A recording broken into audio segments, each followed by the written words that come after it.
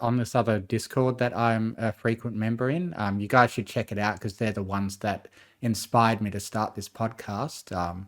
Video Game Outsiders. It's another gaming podcast. It's one of the longest running gaming podcasts in history, and has built up a large following. So yeah, check them out, Video Game Outsiders. But anyway, Game begin. The Mystery Gaming Bros are awesome! The Mystery Gaming Bros know how to party! hey, it's the 10th episode of Mystery Gaming Bros. We've made it, bros, into the double digits. So today I thought I'd have a special theme to cover city builder games with my co-hosts Shakespearicles and Cashflow. Howdy, It's the y'all. weekend. Let's get I love this idea. You can if you want, but that's probably not a good idea for me. just Unless you sell got some some brownies. weed, I could go for that. Find some special brownies, you'll be fine. Unfortunately, it's illegal in my country, but It was illegal in ours too for the longest time. Didn't stop anybody. yeah, I've got to hope our politicians decide to actually give the people what they want and stop, dragging their butts on that issue.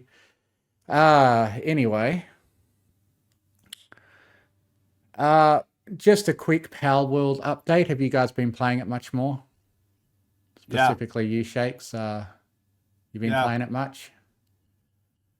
yeah. I know I haven't.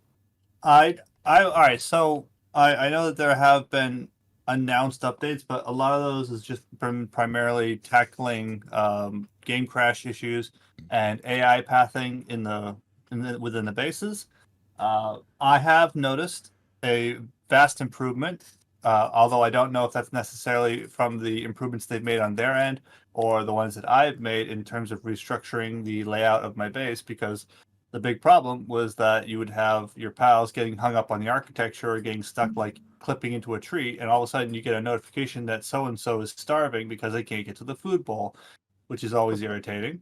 Oh, yeah. Yeah, that happened to me a lot. But yes, according to the patch notes, they've significantly improved that. So now, the way that they've explained it is it kind of like whenever you create your base, it like will map out on the grounds paths for your AI to sort of gravitate for your pals to gravitate to in terms of like movement highways. So it has been running a lot smoother. Now, again, like I said, I wasn't sure if that was because of me restructuring my base, but it seems like the general consensus over on their forums is that it's been going a lot better. Other than that, there hasn't been a whole ton of new content added, but that is next in the pipeline. As first is the game crash issues, then the bug fixes, and then content is on the way, and we'll keep you posted when that happens. Yeah, I think I might play the game more once more of these things are fixed, because the game just runs poorly for me and it's a bit irritating. Yeah, like unless I put it in a lower resolution and lower the graphics, it has like really severe FPS spikes, and I assume that's just because the game isn't optimized that well yet. Because I can play Cyberpunk and stuff and have it work really well consistently. So Palworld's clearly not a game that should be running poorly compared to those sort of games, but I guess that's just because it's still in beta and stuff. Well, the Unreal Engine 5 is really well optimized, and they're doing what they can. The problems that a lot of people, I don't like to point my finger and just say skill issue, but like a lot of it's going to depend on what kind of a rig you're running. So if you have an older computer, you're going to have like some frame rate issues. Yep. Cool. Because even though it's not generating pals everywhere, it doesn't really, because you want to get those really good cinematic views with your draw distance, it kind of does a pretty decent job of rendering the entire world everywhere all the time, which is not good game design. That's why, like, you have old games like Silent Hill 2 having that fog everywhere, because it was because of the limitations of the console that it was built on, and that ended up adding to the atmosphere, which they ended up learning from. But it's one of those things, you take a gaming limitation, you turn it into a feature. But what Palworld ought to do is, for the sake of making themselves a little bit more accessible, is to just to reel back that draw distance. And then once you do that, I think that you'll find that you have a lot better improvement in performance on older machines. Yeah. Okay, well, let's get into the games. To start with, probably the biggest game that's recently come out that a lot of people have been talking about is City Skylines 2. I've been a big fan of City Skylines 1. I've put like a lot of hours into it, and I've, made some pretty big cities. Now, City Skylines 2, I've only played it for about 5 hours or so. It wasn't a game that I was really in the mood to play at the moment. Like, I have phases where I'm into getting really immersed into, a simulation. But at the moment, I've just kind of played it out of an obligation to get some experience with it. And yeah, it's definitely got a much more dynamic and complex simulation going on, with where you can, look at individual people and cars and have them, I think, probably be like have their whole lives sort of simulated, which can be pretty cool. Apparently, though, there's been a lot of like game breaking bugs where your city will run out of money because of just like bugs that are going on with the economic simulation. But another thing that a lot of people have been saying is that it's also because you might not realize what you're doing. Like, for example, you can connect your power grid to outside your city. And what a guy said in this review that I watched is that he built like a really big trash, like garbage area. Like when you build your landfill, you actually make like an area to be the landfill rather than just build one landfill building. And apparently he was actually importing trash rather than just taking trash from his own city. So he ended up with like a pretty small town, but a massive, huge garbage dump that was filled. And it was because he was accidentally importing garbage. And he was also importing water. So he was getting all these costs that he didn't mean to be getting. See, that's the landfill there. And you can like make it, you make like a whole area of landfill, which is a new feature that's pretty interesting. And there's other things like the ability to add modular upgrades to existing buildings. Like you'll build a police station, and then next to that police station, you can build like parts to it and like modularly upgrade it. So you want to, consider the space around it as to keep available for adding those modular upgrades. And then you've now got a tech tree. So instead of just unlocking things, like there's certain things that you unlock when you get to each city tier, which is determined by population. And you get these tech points that you can spend in a tree, which allow you to, get things like the hospital and the, larger police station, like police headquarters. You actually need to use those technology points to unlock those. I wonder if that makes. And yeah, there aren't very many maps to choose from yet, but obviously they're going to add to that because they're no doubt going to plan to release 1,200 DLCs for this, just like they did for City Skylines 1. And I'm sure the game is going to be expanded a lot. But I am quite impressed with how they've included a lot of the kind of now essential parts of the first game, like specialized industry areas. And as you can see here, the maps are a lot larger, and you can also like in the first game without mods, you could only unlock like 9 of the tiles on the map to expand your building area.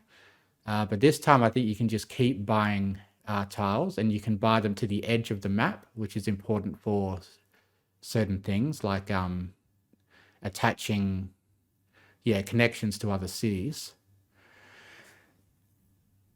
And so you've got a lot more. So I think that one of the things that really makes the City Skylines games set apart, as opposed to, like, for example, SimCity, which is the game that I'm more familiar with, because like I remember my first interaction with this genre was with SimCity 2 back in the day. Yeah.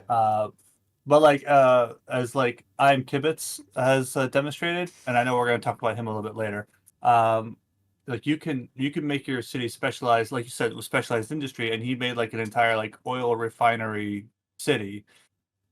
And so when you were talking about the trash importing landfill city, like you could make that your entire industry where you're just you're buying the well, not buying, but like you're taking the trash from other cities and getting paid to do so, Right. and that could Yeah. become your primary Yeah. industry. And you've It's got not going to be like a two very fun place. options. Like you got two options of what to do with the trash. You can either burn it to create more power, or you can recycle it to make money. So, you could probably import trash and then build a bunch of recycling plants and, actually make money from the trash from other cities. And Yeah, Because they have a and, large and like, well, for the yeah, game. like it all depends on your needs. Like you could do a combination of both, and I'm sure most people would in this scenario where you would use the power plants to make power, but then also be making money with whatever it is you don't need to yeah, contribute yeah. towards the Like power you grid. can actually give back to the grid. So if you have a connection to, a power connection to outside your city, you can, build extra power stations and actually make money from excess grid, from excess power that you're contributing to the grid. So, there's stuff like that too. Um, Yeah, and like with I'm Kibit's playthrough, he did a massive oil field that he had, and he just had a well refinery combo where he was just selling off refined oil, but then also sending it to his own oil power plants and then he was selling off the excess electricity as well, just like you described. yeah. Um, so I've got good hopes for this game. It looks like it will, probably surpass the first City Skylines pretty quickly. But I think they do need to work on, well, there was, because what happened was I bought the game for, its full base price, and I played it for like, yeah, I actually played it for 2 hours and 1 minute exactly. And fortunately, was able to get a refund for that, because I just found that it was running terribly. But I got it again by other means, and it's actually running pretty well now.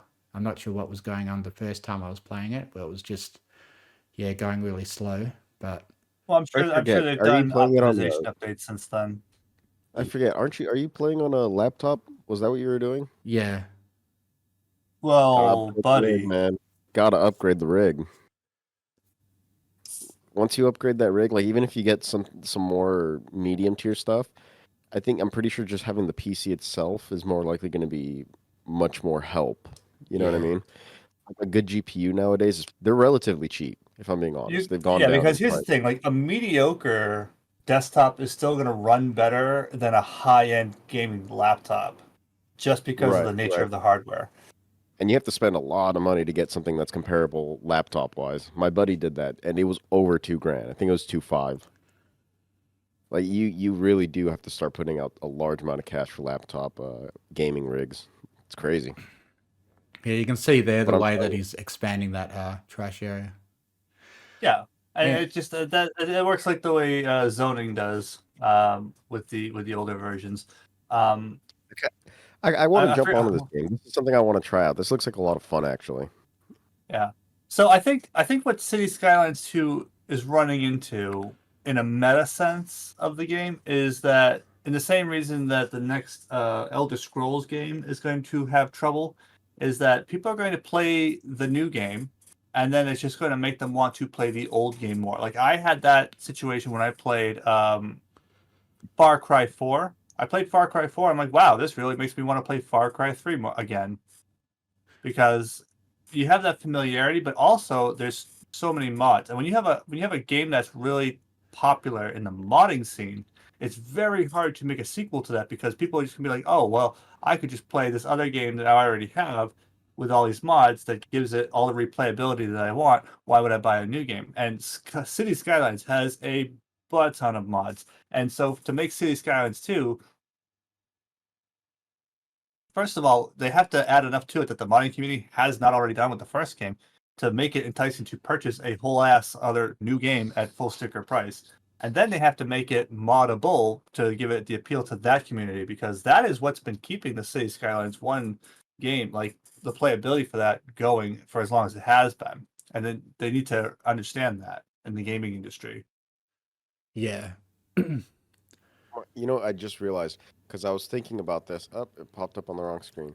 But I was thinking about this. It reminds me of a game called openttd, and that game is you don't take control of the city itself, but you control like it can be multiple different businesses. Basically, it's all based around roads and vehicles. So you Yeah, can do what I like think openttd is it's a like a open freeware transport. version of a game that I used to play way back when I was younger, called Transport Tycoon Deluxe. It's I think basically that's that. what it If I'm being stands for. honest. Yeah, and it's more about managing the transportation systems of cities rather than actually making or controlling the cities themselves. Yeah, no, that's exactly what it is. Like, because you know you can do bus systems, you can do coal, iron, raw goods, just things along those lines. It's actually pretty. It's a game that I like to go back to. I have a Yeah, lot of fun with OpenTTD.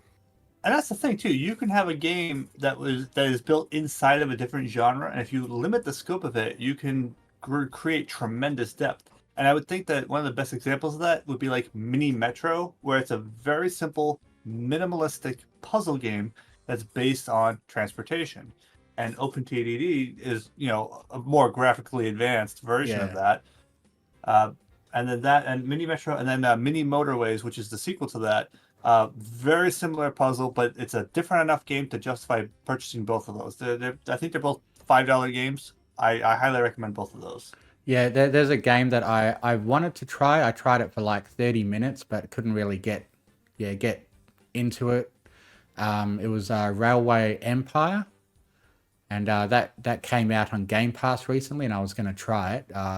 It's Railway Yep. Empire 2, and yeah, that's where they've where you're just controlling the railway thing, but they've turned it into a like a very deep sort of simulation of just that part of a city builder game. And I think like the cities build themselves automatically based around the transportation system that you've set up. So I could recommend, and I know we're getting a little off topic, but I could recommend two really fantastic train games. Like if you're just someone who likes trains, like if you like model trains and you just enjoy the aesthetic of making railroads and doing that, like Mini Metro is your most minimum version of that. But I could highly recommend, first of all, Station to Station, which is like a Minecraft version of a train game. Where it's a puzzle game, but it's also it's a very relaxed game. There are definitely fail states, but it's a lot more forgiving. But if you want something with some better graphics and a better challenge, I highly recommend Railgrade. That is dollar for dollar. That is the best train game I've ever played. Like you've got train simulators where they're more realistic, but if you want like an actual game element to your train game, Railgrade is the best. And I've played a lot. I like train games, and Railgrade is just the best. Yeah, so I it does look like I'll enjoy City Skylines 2 once I get more into it. It looks like there's a lot of depth to uncover in it. I'm just kind of waiting till I'm in the mood for that sort of game more. Because I'm still, very much enamored with my roguelikes at the moment. My, hour-long run roguelikes. I've still been doing that mostly. But I'll cover that another time because today is a City Builder special. So, is there anything else you just wanted to say about that before we move on to the next game? Nope. Okay. Not The next game we got is one that you've been playing, Shakes, Infraspace. So Infraspace is let me package it for you like this. Infraspace is like if City Skylines got combined with Factorio in both theme and also gameplay. Now mechanically, in terms of like how it looks, you'd think that it's City Skylines, but it's got a very strong Factorio element to it because the the city that you're building is really like one big factory where you're having to produce the raw materials that you're extracting from the ground, and then you have to move them along conveyor belts, or in this case, highways, roads, and trains, to get them to the places where they get processed into more advanced materials to support your population. And with the theme being that you're trying to colonize a space planet, falls in line with the Factorio aesthetic. And I think that it also, in a gameplay sense, makes a lot more sense than your standard Skylines game. Because with City Skylines, they'll say like, "Oh, you can't do this. You don't have enough resources." It doesn't really jive on on planet Earth. But like when you're out in space, like yeah, you have to make do with what you have on site. And so the thing you're going to be trying to balance is, first of all, power, but power is not the hardest thing to come by. You start pulling in your raw resources, and then you are able to produce your basic things that you need to make a city infrastructure, and then you start focusing on uh, upgrading your ability to use and generate your science to unlock technologies in the tech tree, as you'll see here. But ultimately, what you're trying to do is you're trying to make your colony more attractive to colonists to come live in your city, because that is going to determine the tier, the level of your whole city, which unlocks your ability to do more things to progress the game. And the problem is, obviously, the more people you have, the more you have to do to support them, and it kind of becomes this loop of I need more stuff to get more people to work more places to get more stuff to get more people. And there are definitely points where in the game where you'll find yourself in this sort of like downward spiral where all of a sudden like you've got a lower population and you need those people to operate these facilities that you're building, because every building you put needs to have workers. And so it's got a very good difficulty slider system where you can adjust how hard you want to make the game. You can make it a lot easier, or you can make it you can make it very difficult. And the game doesn't really have a fail state, but it gets to a point where you kind of you get into a stalemate where you can't really progress, and you'd have to rip up and redo so much. One of the best things that this game will give you, though, in your playthrough, like I would say for my first playthrough, was experience. And once I learned, oh, I shouldn't have arranged my city this way, the flow is all wrong, because what you're going to run into a lot is going to be traffic of these vehicles trying to get from one place to another, bringing, iron to your steel factory to make more steel. But now it's running into traffic with the sand, trying to bring sand to your concrete factory in the other direction, when really it should have had a separate road. And as you learn this, it doesn't really become a roguelite, but like the next time you say at a certain point, you're just like, okay, this is a mess. I need to start over. You start over, you get a new randomly generated map seed where the resources will be distributed differently. And you can see how the world is laid out before you decide, I want to play this. And you can just regenerate. You're going to want a nice big flat space, but it's not always going to be the case depending on what you're having. But then you're like, all right, I'm gonna lay out my city differently. I'm gonna leave a space in the middle here to put a stadium, because people are gonna want a stadium when I get to like tier 3. And these are the lessons that you've learned. And so with each progressive playthrough, it gets a lot. I don't want to say easier, but like it goes smoother because you know how to anticipate the problems that the game's gonna throw at you. I've had a ton of fun playing this game. The interface is very intuitive. The tutorial is very good. So I mean, those are the first two things that I'll always look for every time. Is if I just play this game for the first time, how well does that experience go, or do I have to struggle with it? And if I have to go to a wiki and have to have that open in another monitor to constantly understand how to just play the game, that's a failure. But this game really does a good job of teaching you how to play the game, and then the game does a good job organically teaching you as you play how to play better. You will visibly see what you're doing wrong, and then next time you play it, or even while you're doing your current playthrough, you know how to play it better as you go. Yeah, definitely looks interesting. Um, I mean, that's kind of fun. That sounds like really fun though, because it's one of those games that, as you basically constantly keep learning about it. You're always learning new things about it. That's the thing.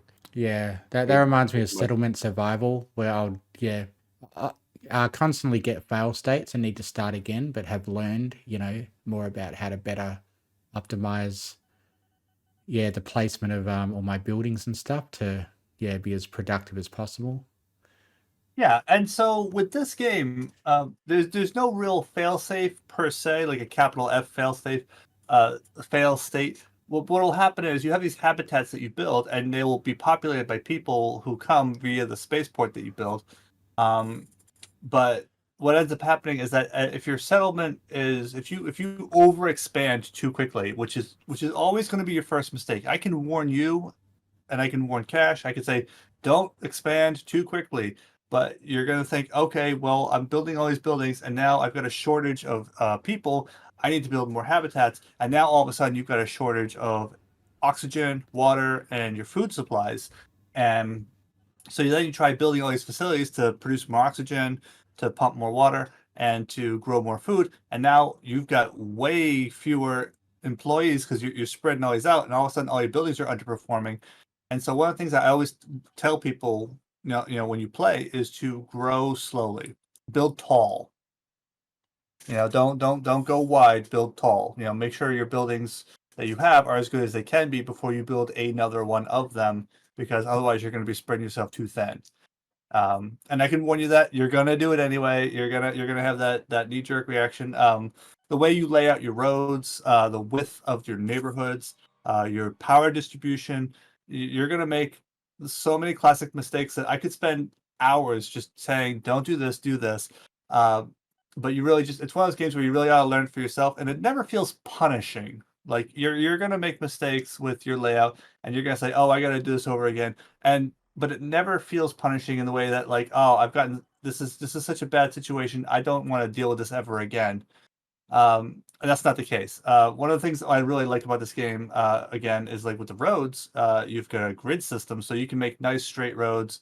You can snap them to a grid, so you'll have situations like this where you've got all these buildings that just fit together so beautifully. It's very aesthetically pleasing to look at, and despite the fact that it's got rather simple polygon shapes for your buildings.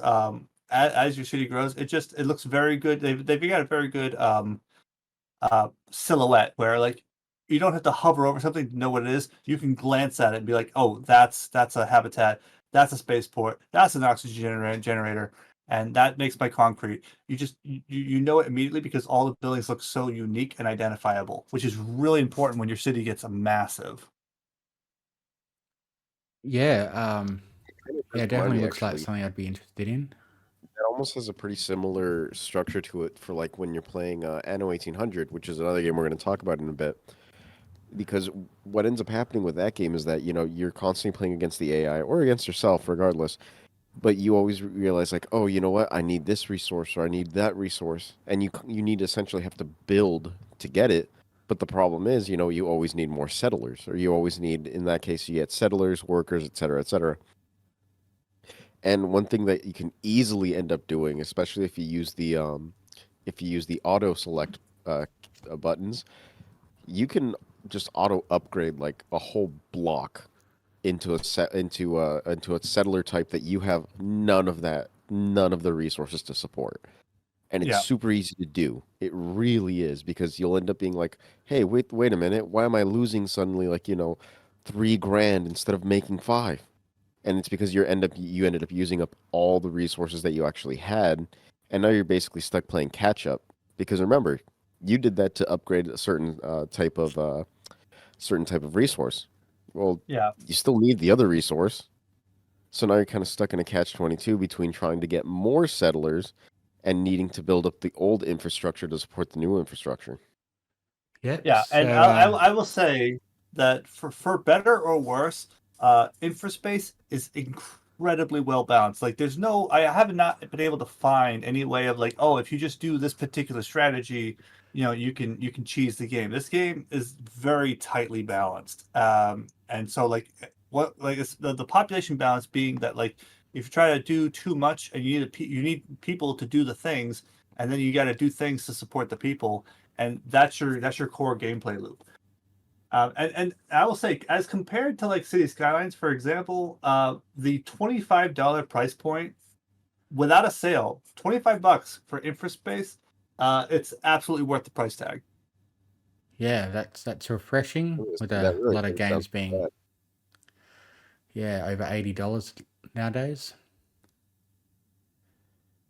Well, that's a dollar dues, Yeah, $80. I think the standard for the United States price point is around $60 these days. But that's a separate discussion. I'm actually surprised it's not higher for a variety of reasons. But well, I mean, these are multi-million-dollar games. You know what I mean? They take years to develop. and is there's a this reason. made by like a big big first party company, or is it a bit no, smaller? this is done. It is published and excuse me, it's developed and published by Dionic Software. And as far as I understand, this is their. They did this game, and they did Founder's Fortune back in 2020, which got good reviews, but not as big of a hit. Yeah, cool. Anything else you wanted to say about it before we move on to Anno 1800, where Cash will get his chance to? No, that's really all I got. Yeah, hopefully get us a sponsor. I'm just looking at it. This looks like a lot of fun, if I'm being honest. Yeah, This is a game I'm probably going to pick up at some point. Like, this is up my alley. It does seem like it's really up my alley. It's a really fantastic game. And it's one of those games where it's like you can pick it up, you can put it down, you can lose yourself in it for 20 hours at a time if you let yourself. But it's also one of those games where you can pop in, play for a half an hour before you have to go make dinner, and feel like you had a good session. It's both of those things. yeah, cool. Now the next game, Anno 800, I did play that for a little bit. Way back when it first came out on Steam, for PC. I think they re-released it recently and has been getting a lot of buzz again. I'm not sure why they re-released it, and I think maybe they did it to find a way to get back on the front of the Steam page or something. I think it they also sometimes has to do do that with- with like Game of the Year editions or stuff to refresh excitement in their game. I think it also has to do with the fact that they constantly are putting out new DLC, so they probably re-release it on one of those DLC drops. Yeah, That'd be my guess anyway. I have all of them. It's totally worth it. It's so much fun. yeah. You like have all the Anno games or just all of Anno 1800? All of the Anno 1800 DLCs. Yeah. I should probably pull them up actually. Let me see what I got. Because Yeah. I personally, to me, it was worth it. I was like, I play this a lot. It was just so much fun, and it has been so much fun. I'm actually working on a new game save now. Yeah, I I'm a big you to- I'm a big history nerd, so I really like games that have got historical simulation in them, and stuff like that. And I think the 1800s is a really fascinating setting to put a game in. And you've got like all these other Anno games that are set in different years, and you've even got some Anno games that are set in the future as well. But yeah, Is there like apparently this anything about- 1800 one has been the most popular and highly regarded from what I've seen. And seems I've to be the one definitely- that they're most putting more content out for. Anyway, you go on, Cash. Sorry about that. No, it's no worries. That's pretty much most of what I had to say. It's been an absolute freaking blast. Fiesta Pack Comic, whatever it's called. This is just a game that for me it's been a lot of fun, and it's definitely continued to wow me. I've actually I can't find all the DLC, but I did find this. So this has basically just been chartering how much. Okay, I've played 500 hours of this game. Ooh. So that's how I like the game. I've only gone halfway through the campaign. Highest company level 60. I don't even know what that means. Highest population over 100. I've had a lot of fun with this game. 62,000 buildings built. That's cute. Wait, no, 620,000. That's even cuter. And this is all. It's not two. Well, I guess it is a bit of more of an triple A. I guess you can call it a triple A game, but it has been such a blast. I don't know why I enjoy it. This is what it used to look like, my cities, but as you can see, like once you get to a certain point, all of these individuals need slightly more than the other ones, like the blue ones Yeah, it's behind got it. like a These class system. right, similarly to infrastructure, the more you go advancing, the more you go upgrading, the more and more complex things you need to build it. So the supply chains for this game can get pretty complex. I love it. That's about my bit. Okay. Do you have anything you want to say about it, Shakes? It reminds me of another game that I am more familiar with. It's called Foundation. Uh, it's Oh, I yeah, know yeah, I know yeah. that Yeah, I remembered I don't seeing a know. beta of that in Steam. I've been seeing the update, so on the Steam page when they update and add more to it and get the beta more complete. Yeah. That's a game that I have been interested in trying at some point once it's closer to finished. Well, I played it uh, quite extensively. I realize it's still in early access, but one of the things I like about it is that it has that organic element. Because the thing I was looking at with Anno is that the roads were in very much a grid pattern, but like with Foundation, um, the AI specializes in what is called a desired path, which if you're an architectural engineer is one of the things that you study. It's like if you've got a corner of sidewalk and then you've got like a field of grass, you're going to end up having a dirt path where people will cut that corner, and that's what's known as a desired path. That's one of the things you have to anticipate, because people will you'll have purists and architects who will fight against it, and humans are incredibly stubborn. But like with Foundation, what happens is when you place your buildings, like if you put a berry a food storehouse near a berry bush region, then you're going to have a short path. But if you put it far away, then you're going to try to make a straight line as short as possible between those two things. And the more that they go back and forth along this road, the more it's going to become a developed road with like paving and whatnot, and people will be able to move along it a lot faster. The I know this particular video clip doesn't like show a very good example of that, but like as you get further along, you'll see these paths start to develop depending on where you place the buildings. And really, all you can do is just say, "I want to build a building here," and then your characters are just going to figure out how to best get there. So you'll end up with these dirt paths. And as you progress along, what you'll end up finding is that it becomes like a life imitates art situation, where you will then decide to start placing things near these paths that are being made. And so the city that you build grows very organically around your city center, We because can you'll want actually to build your buildings near the paths. we And can I actually think see that the that's a great. start of it right here. Pardon? I was going to say you can actually see the start of it right here. I see how it's being made. Yeah. Look at that. Yeah, and It's it bigger starts than out the other. it starts out with nothing. You'll have people walking across the grass, but as time progresses, that path becomes more and more defined. It gets widened, especially if you've got people who are like moving carts with horses. Um, then what ends up, but what I'm saying is like what ends up happening is that because people move faster along the paths, and they will, rather than trudging through the grass, you're not going to stick your house way the heck out in the middle of nowhere.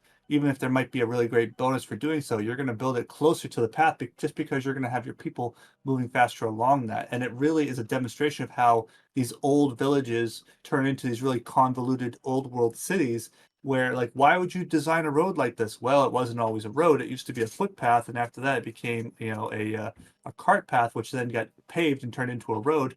And that's why these cities look like crap. Whereas opposed to New World cities like Manhattan, or if you go out to like the western cities of the United States, where it's all a grid, that was unpopulated, and then it became a planned city. And that's why you have those cities that are a grid, as opposed to being these convoluted little roads that are these messes of one ways and roundabouts.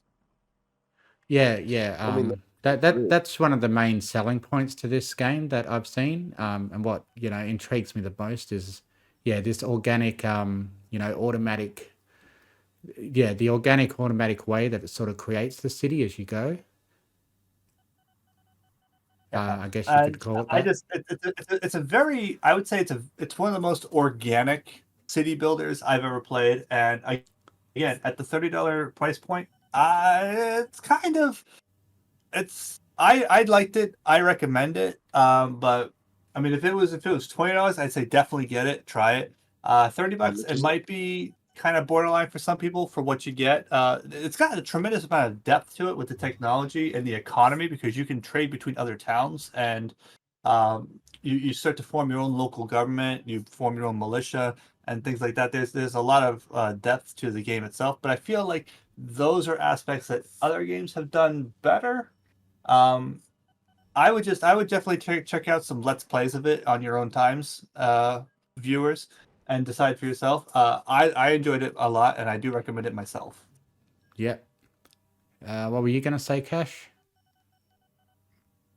Uh, I no, I think Shakes took it up pretty well. Honest to God, this looks like a pretty fun game and something that I could play in the future. It's not something that I have my eye on at the moment. Definitely not in the same way that I did with infrastructure, but that actually is really impressive that it has this kind of like organic growth kind of thing, because that really is kind of how it happened. Like you were saying, that's just the simple reality of it. It's the easiest Yeah, path to get there.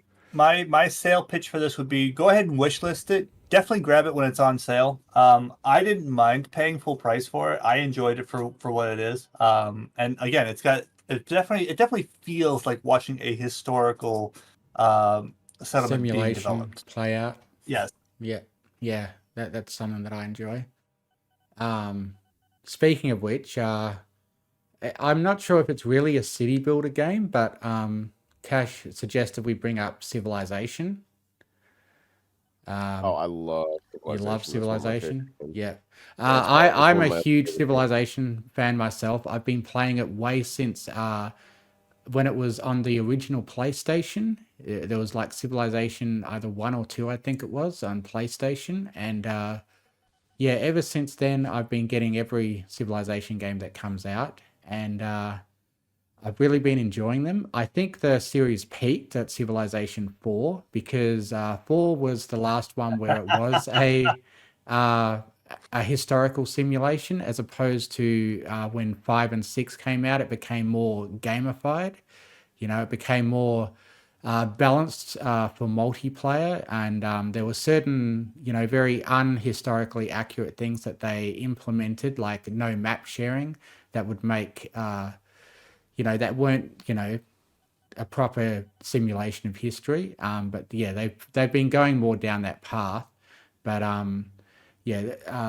in Civilization 4, you could get this mod called Caveman to Cosmos, and in that it adds like an extra era called the prehistoric era, and it actually starts you off at like a 100,000 BC, and you actually go through an age where you're just hunting and gathering and doing playing almost a different kind of game. And then it goes on and it goes to like 3 eras in the future compared to the vanilla Civilization 4.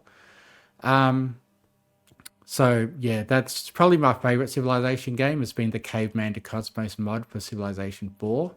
But then you go up to Civilization 5, which kind of pissed me off with how it became more of a game and less of a historical simulation. But I guess it was still fun, like fun as a game. And now we've got Civilization 6, which has kind of implemented more of a city building element to it, with how you put down grids of specialized districts for each of your cities, which is a So pretty fun mechanic. Which as soon as you mentioned Civilization as a point of discussion for this evening, I knew immediately that there was going to be that discussion of the difference between Civilization 4 and Civilization 5, and the because I timelines brought it going up. in the direction.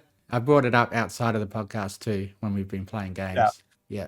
So now, I really feel like the Civilization before 4 and before games, and the Civilization 5 and after really feel like two completely different games for two different types of gamers. Yeah. So now, because like I've played the older Civilization games, and I tried them. I didn't enjoy them that much. And I kind of moved away from them. When Civilization 5 came out, I don't know what it was about it that prompted me to play it and get it. But for me, I'm on the other side of the fence from you. I actually enjoyed Civilization 5 a lot more. Um, just because it was more streamlined. One of the things I liked about Civilization 5 was that it had like a checklist to make sure that you didn't forget about your units that were out there, and just because it was so easy to just have some archer out in the woods that you forgot about, and now all of a sudden you're in the Civil War age, the Industrial Revolution. You still got this bow and arrow unit out there that you never upgraded. Um, so and I realize that ultimately I have to admit that it is a watered down version of the game, but I think that Civilization 5 was the version of Civilization that made the entire genre a lot more approachable to I hate to use the term, but more casual Normies. gameplays. Normies. No, not really the right place for that term, but but for more casual plays, it's the more Yeah. casual Civ 5. And one of the things I really got a hand to it in terms of like what kept me playing it was the art style, the music, and the voice work. Just listening to the narrator talking about your technologies as you're unlocking them and moving through the ages, was just it was really great to do that, in the background of moving units across the map, or building this or unlocking that. Yeah. um, Anyway, I I think know. we should give Cash a chance to talk about it. Oh well, I think it's just funny because literally it's 4, 5, and then my favorite one is 6. Although I haven't played 4 and 5, so who knows? Maybe I like those better. But so far, 6 has been one that I've been consistently able to come back to. Pretty similarly, I've split my time if I'm going to go back to playing a Civ game, basically, or a city simulator game. I'll split my time between Anno 1800 and Civ 6. They're two really fun games that I enjoyed, and I've gotten a few of my friends to play them and enjoy it as well. We were doing what was it? I think it was a modded game pack, so something like it takes off the killer death robots and things along those lines. He just hates them, but that's one of the things I really like about this one. I don't know, were you guys able to mod 4 and 5 too much? Oh I well, can imagine you did. Five yeah, has a lots of lot. mods. Yeah, and four's got the caveman cosmos, which like increases the size of each era so much that it's like a whole game in itself. So like the prehistoric era will last as long as like a full game at normal speed of the vanilla game, from Stone Age to future. And yeah, Oh, they expand, Yeah. each age to be a lot longer and have a lot more technologies in it, including into like 3 eras into the future, stuff like that. Yeah, and I'll freely admit, my own personal preference aside, I also would agree that the series peaked with Civilization 4. So, I mean, if you like the Civilization style games and you want to play like I would definitely consider it the true Civilization games. Civ 4 is definitely worth your time. Yeah. Um, I personally, I didn't enjoy it myself.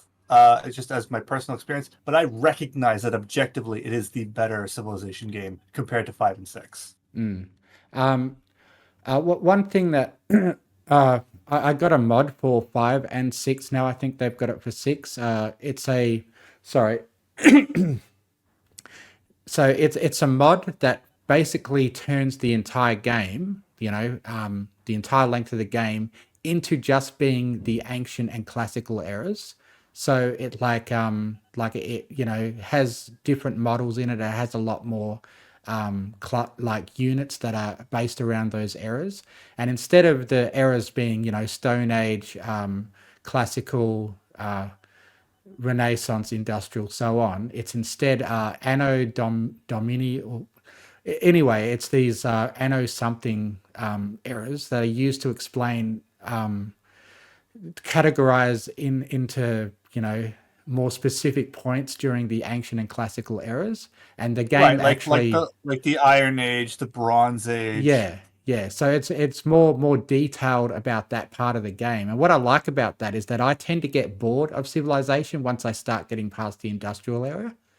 Um, I enjoy more the the medieval and the those sort of eras, and the ancient history sort of eras. And there's these mods that allow you to turn the game into just that, and that the end game is actually the end of the classical era. Like the fall of Rome is like the where the game comes to its finale, instead of the future. Um, and that's a mod that I've really enjoyed. I enjoy it more than the actual game, the vanilla game that goes from the Stone Age to future. I prefer existing more within those ancient eras. I find them more fascinating, more interesting, and it's cool that they've made a mod that makes it focus on that part of history instead of going all the I way think I through it. I think I would like that. Yeah, you should Like try it out. It's called that Anno would definitely appeal Domini. to me. It's called Anno All right. Domini. You can find it in the workshop. But it can be a bit hard to get to work because it constantly has to be updated or isn't updated to the latest version of the game. So you might have to like downgrade your version or whatever to get it to work and stuff. I remember last time I tried, it was a bit of a pain to get it to work. Yeah, anyway, you got I mean, I'm anything sure else you to can say find about a it, Cash? workaround for it nowadays. I was gonna say, I'm sure with that one, I'm sure you can find a workaround nowadays. With YouTube. That's kind of how we download ours. Because mine's on. I didn't get mine on Steam actually. I got mine. I think I got it for free on what was it? Epic Games. It was Ah, one of the yeah. free ones that they were giving away. Yeah, so I got really lucky on that one. Oh, there you It go. was, oh heck yeah, dude! Free $60 game. Like hell yeah, I'm gonna play it. And they got their money's worth out of me because I ended up getting a good amount of the content, 80 DLC. Mm. And that's fine. Like I like that uh marketing model where you can offer something for free. I mean, it's kind of like a Coke dealer where the first hit's free, Oh and yeah, for sure. you can get plenty of enjoyment from that base game. But if you're really enjoying the game and you want to toss a little bit of extra money to the developers, then you can get these side DLCs for for cash to support the project. No, and I agree with that. I mean, you are kind of right. It is basically like a Coke dealer. Like, hey, here's your first hit, kid. But that being said, it's like it's totally a fun game. It's totally worth it. It Yeah, looks and like a having game that'd be fun to play handheld, and they've got it on the Switch as well. I'm not sure how bad it performs. Like it would seem like it would perform pretty badly, but I guess they probably streamlined the graphics and stuff to make it work on the Switch. But it looks like a good kind of game that I'd like to be able to lay in bed and play, stuff like that. Anyway, you go on, Shakes.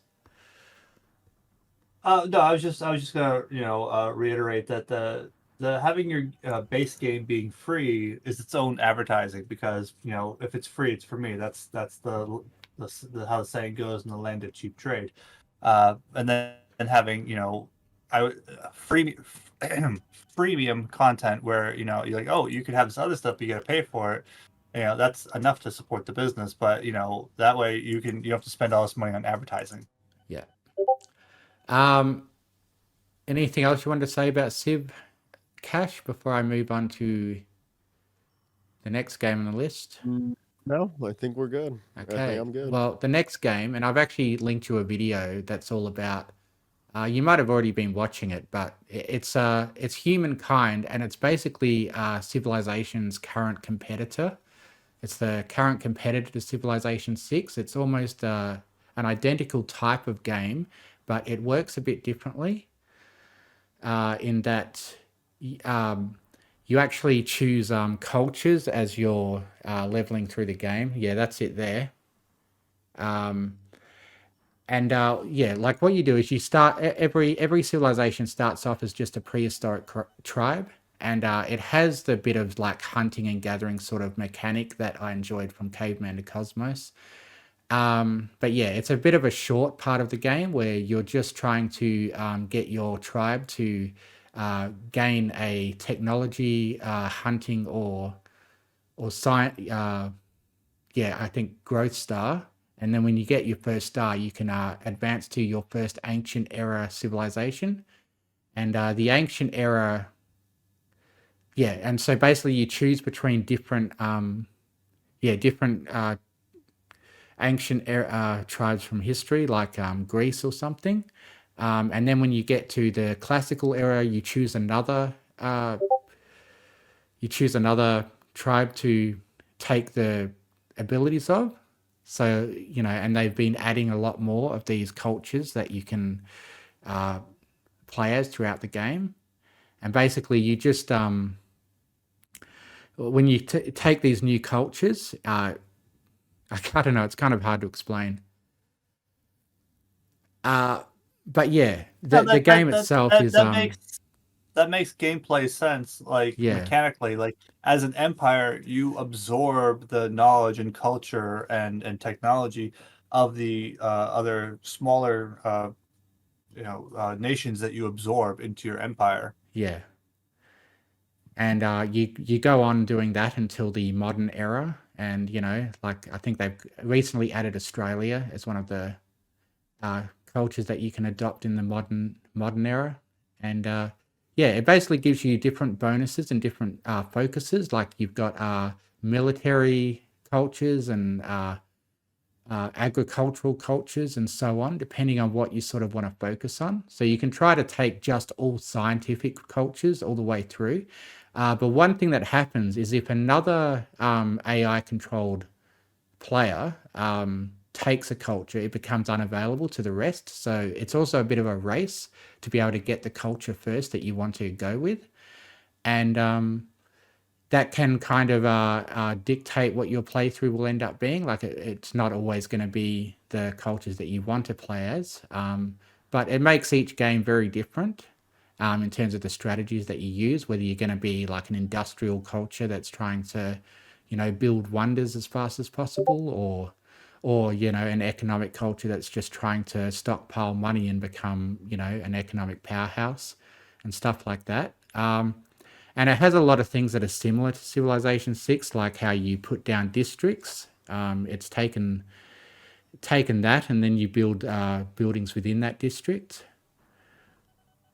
And yeah, in a lot of ways, it's very similar to Civilization 6. But in my opinion, I think it's actually a bit better than Civilization 6, just in the way that everything sort of works together. And, the fun of being able to choose these new cultures each time that very much change the sort of approach that you have to gameplay. And, just in being a part of the general discussion surrounding the comparing and contrasting of Civilization 6 versus Humankind, that's been the general consensus, is that Humankind has definitely got that depth as compared to Civilization 6. And it kind of comes back to that message that you get from playing Spore, which is a little bit of a callback. But it's like if you want peace, you must prepare for war, because if you build up all these resources but you don't have the military support to defend it, all you're doing is just becoming the next payday for the next group of raiders that come through and take everything. Yeah, that's why you should always have a bit of a defensive army in any of these games. I mean, pretty much, and that makes a lot of sense. Because I hadn't really looked into Humankind too much. It was one game that was on my radar, but nowhere near, up towards the top. So it's pretty interesting to see the difference in, the depth that it goes. I guess you can say would be the better description. Yeah, and just business wise, I mean, Civilization 6 has its own name recognition, the brand recognition to play off of, so it doesn't need any help. But like Humankind coming out as its competitor against it, I'm always one to root for the underdog. And in fact, looking at the two side by side, I could say that like Humankind definitely has a ton of innovation to make it, the better of the two, just at least in my opinion, but also in a lot of opinions. yeah. I just prefer to play it over 6 now. And I find that I like its DLCs better than Civilization 6, just introducing civilizations the whole time. Like I find it more interesting to sort of change up the gameplay as you go through by choosing the different cultures, rather than being stuck with like one civilization that has like one ability that's useful in like one of the ages usually, and one unique unit that's you can make use of, in one of the ages. Whereas the Humankind kind of has something interesting and unique going on all the way through.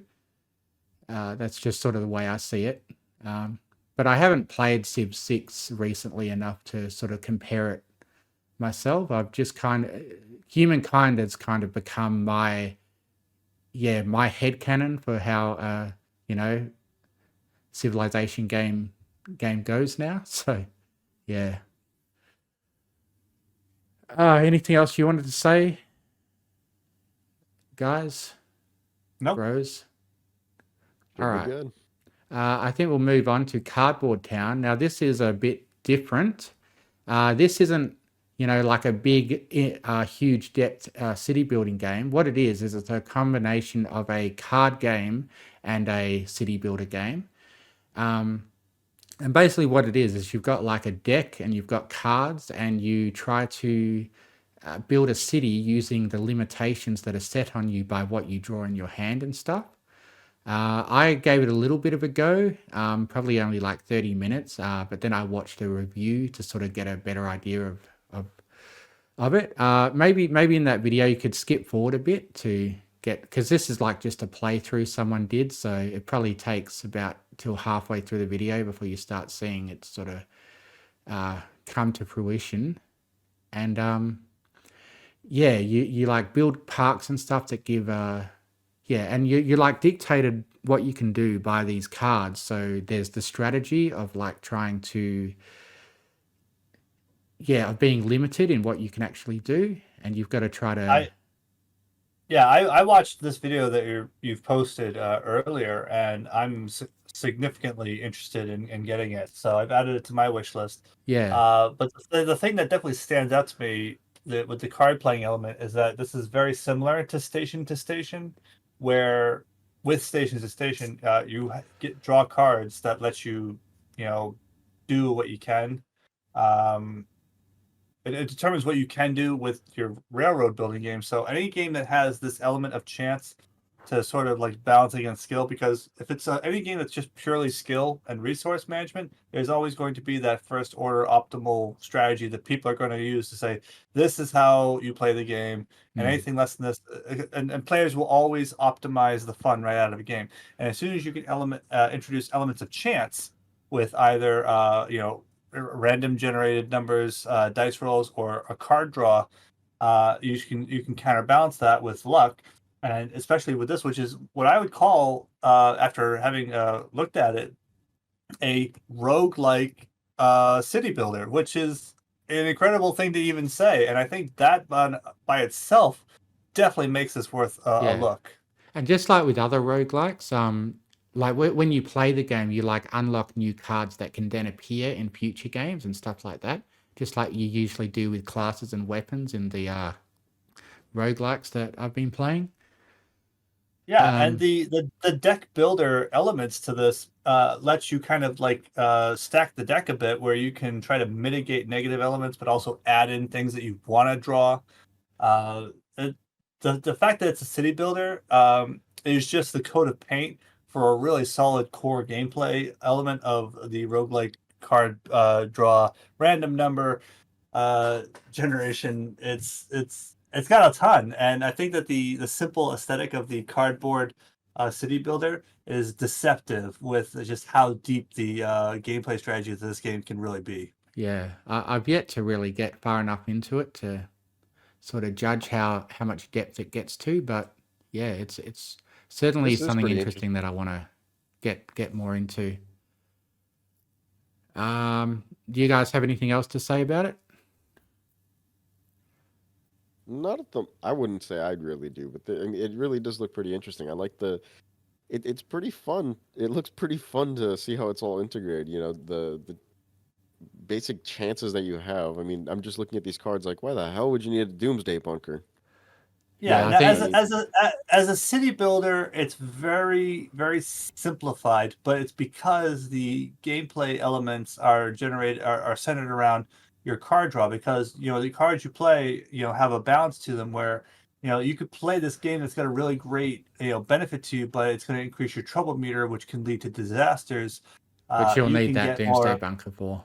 Yeah, like you're gonna have less. You're gonna spend all this electricity on this clinic, but it'll make your city safer and have a bigger police presence.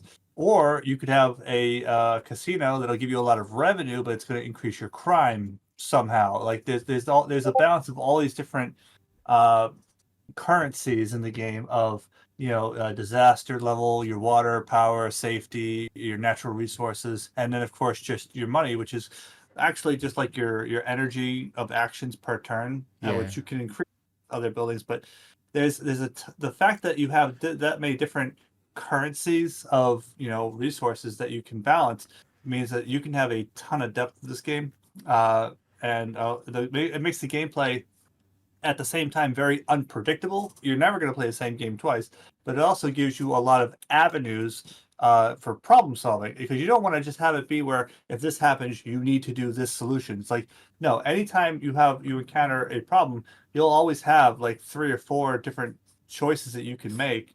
And that gives you a much wider variety of gameplay from one session to the next, which is vital to a roguelike, which is what this game is at its heart. Yeah. Okay, we're past an hour in the show now, so I think I'll try to speed through some things a bit. The next game I'll mention is Stacklands. I have talked about this game before, I think on a show where it was just me and Cash, but I thought I'd just go over it again as just a reference to another city builder card game. In this one, your buildings and your villages and your items are all represented by cards. And despite how it looks, it's actually a real-time city builder in that, yeah, like these cards represent everything, and you move them around. Like the position that they have on the actual field has an effect on it as well. And it looks like they're showing a bunch of different card games now. I guess as part of Well, the no, review. he's just He's doing comparing it them to the for- style of yeah. the other Yeah. games that you've played. But I have a ton of hours in Stacklands, and it really is one of those things where it starts out super simple, and it does a fantastic job of introducing new gameplay elements very slowly at the pace that you can handle. Like when you unlock a new technology, you actively must do it, and then when you experience it, then you have to work to develop it to make it to the next step.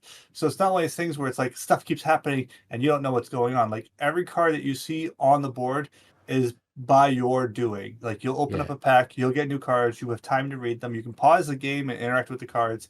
And so at no point does the game ever feel like unfair in its difficulty. There are going to be random things that are going to happen, but you'll always say like, "Oh, well, I should have seen that coming. I did this or I did that."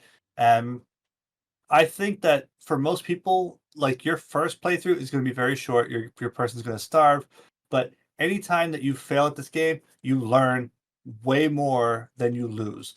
I think honestly, after the first 2 playthroughs of like starving to death, you'll end up with a situation like this where your board is just absolutely cluttered, and you're going to need more of those like card management buildings where it'll automatically stack something Yeah, I in a haven't gotten warehouse. that far into it that my place looks that hectic before.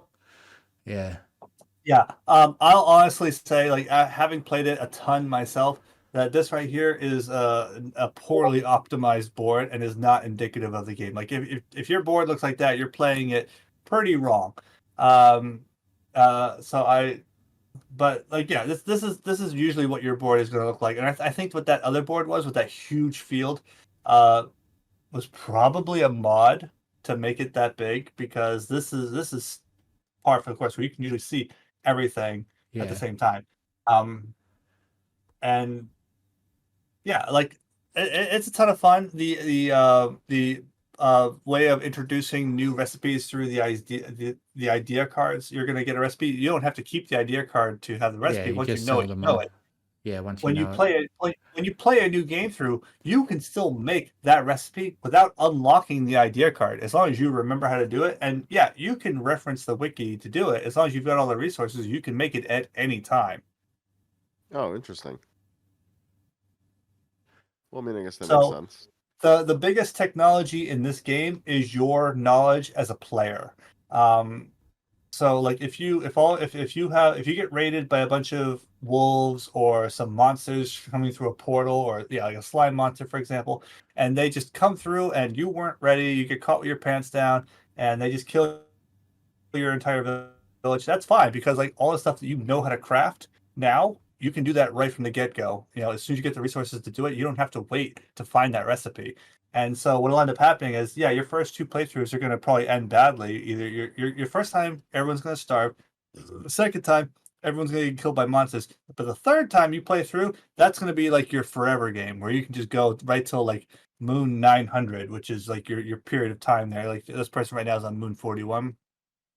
It's going to get to a state where like you've got a self-sustaining farm, you've got a strong militia where like if monsters show up, you can handle it. You can go through the portal yourself to go fight the end game bosses, and the game actually does have a pretty decent story attached to it. Like it's not anything like Tolkien, but it does exist.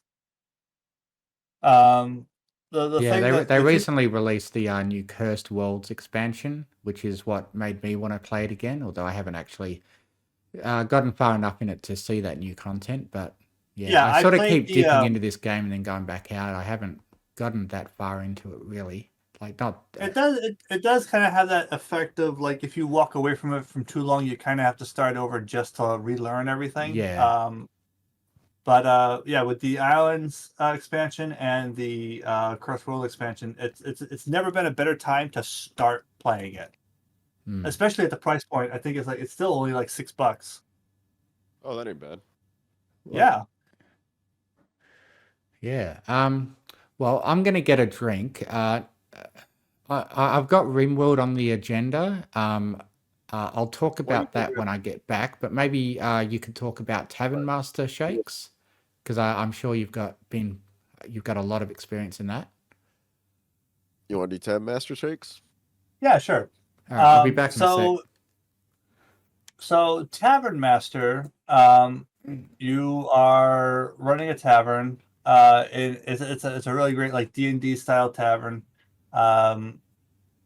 It's one of those games where it's very simple to start, and as you unlock each thing, you will have the time and ability to master that thing before you move on to the next one, so you don't get overwhelmed with new content that you unlock for yourself. It's there is a ton to it. I've actually been considering coming back to it myself. The nice thing too is that like most of the work that you do can be like between shifts. So like once at the end of the day, you have a chance to you pay all your workers, you refill all your barrels for drinks. You can modify your building. Like you can add tables, you can make your building larger, you can move walls around, and you can fully customize everything. Like the degree to which you can shape and decorate your tavern is pretty mind-boggling for the game that it is. But then once you start your day, it almost becomes an interactive screensaver where you can just kind of like sit back and let the whole day happen, and you don't have to do a thing. So you can just watch everything that happens on the screen. You can look at these funny characters. You can see how they interact. But like you can have waitresses that walk faster or they get better tips. You can have bartenders that either work faster or they can carry more items. Eventually, you unlock the kitchen, and you can have cooks that specialize in making desserts or entrees or soups. There's a lot of I know I've been saying it all night, but like this game has a ton of depth to it. It starts out very simple, but it's very approachable. Like you could start as a new player, having never played anything like this before. Start playing. You've got 4 walls and a roof, and you've got a table that you bring drinks to. You've got a bartender and one maid who brings the drinks. And then before you know it, you've got this building that's like 3 stories tall. You've got hotel rooms, and you've got musicians, and you've got mercenaries, and just an absolute butt ton of stuff. And you don't have to do any of that. Like, there's no real end game state to it. It's just like how do you want to run your tavern? You can make it as cramped or as spacious as you want. You can min-max it to the point where it just becomes a money-making machine, or you can make it so that you just make enough to pay your workers each day and have a beautiful looking tavern. And that's really that's one of the beauties of this game, is that you can play it your way. And Yeah, there's really there's no wrong way to play it. yeah. I've been wanting to get into this more, but to be honest, it kind of makes me think about alcohol too much, which isn't good for my mental health. So I keep trying to get into it, but then I'm kind of like, I really shouldn't be playing this. It's a bit triggering for me. So yeah, I've got it in Well, my Steam library. I keep seeing updates coming up that show that it's getting bigger and bigger, and yeah, I kind of really want to. Uh, yeah, because I've only played it for probably like 5 hours one day, and that's kind of as far as I got. well, if you don't mind handicapping yourself as a challenge, you can run your tavern with just water and lemonade, Yeah, okay. and you can turn a profit by doing that. There's gonna be particular parties that are gonna require wine or ale or meat or whatever, but like you can do a regular party with just water and lemonade, Okay, and that's an that's interesting okay. idea. Yeah, All right. like once you unlock the ability to do parties, yeah, you could do that, and that's what you could, and that's why I said like you can run your tavern the way you want to. Like you could just never fill your beer keg and just have lemonade and water and just be that kind of a place, and that's totally okay. Yeah, That's one of the things I interesting. like about this game, is that this game absolutely encourages you to play it the way you decide to. Hmm. All right, you got anything to say about it, Cash? Well, so far it actually looks pretty fun if I'm being completely honest. Yeah. One of the things I like about it is the ability to do multiple things with one building. You know what I mean? Like you can upgrade Yeah. it. I can see they're having a little concert.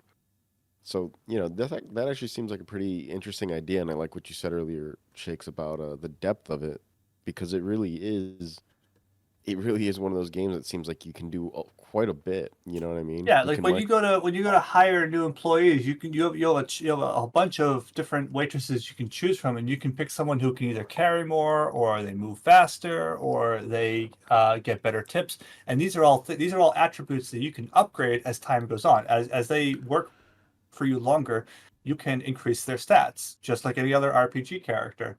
Um, and you don't, and like I said, like again, if you want to run a dry tavern and pretend that it's prohibition, which is totally cool, you can just have water, milk, lemonade, and then just have a really banging kitchen with a staff in there who are just making these fantastic dishes of food, and you can make all of your money doing that instead. Hmm. Yeah. Uh, Certainly looks interesting. you can control your wages, where like you're not necessarily paying people as much as they could be paid, but you can pay them enough just to keep them happy. If you have to pinch pennies, or if you're like making a ton of money, you can pay them a lot, and you can have them be putting in the extra effort to do so. Yeah. I it looks like the hotel management part would be, really interesting as well. Like, it looks like, Yeah, and there's a like lot of depth in just once you that.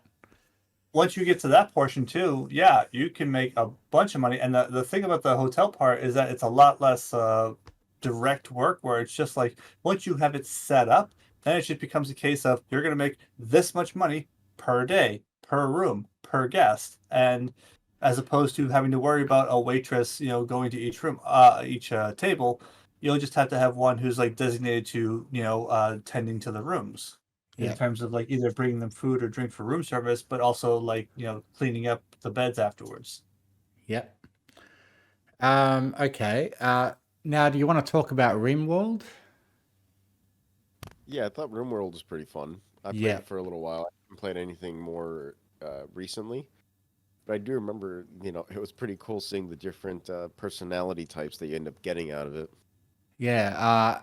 I assume you've looked into Rimworld a bit, Shakes. You came into a game that someone was streaming, and Yeah, so I kept hoping that with the announcement that they were making a new version of Dwarf Fortress, that it was going to be more approachable than the old ASCII version. Mm. And graphically speaking, yes, but at the same time, no. It's definitely the deeper version of Rimworld, but I would say that Rimworld is by itself much more approachable in terms of like being. I don't even want to say it's that much more simplified than Dwarf Fortress. It's barely simplified. Um, but it's one of those games where you're kind of like in the same style as Dwarf Fortress. You're guiding these characters to try to do what they ought to, but at the same time they're still going to do what they choose to, and that can end disastrously for you.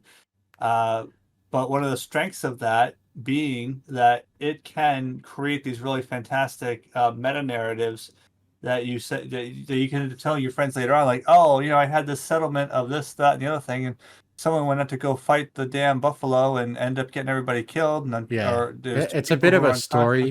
story generator in that you can have these really interesting characters with really interesting quirks, or they can have injuries where they like lose an arm or something, and you've got to you like you could try to get a surgeon to attach a new arm to him, like either a prosthetic one, or you can like raid someone and steal their arm, and like you can do Yeah, just about anything you can imagine in the game.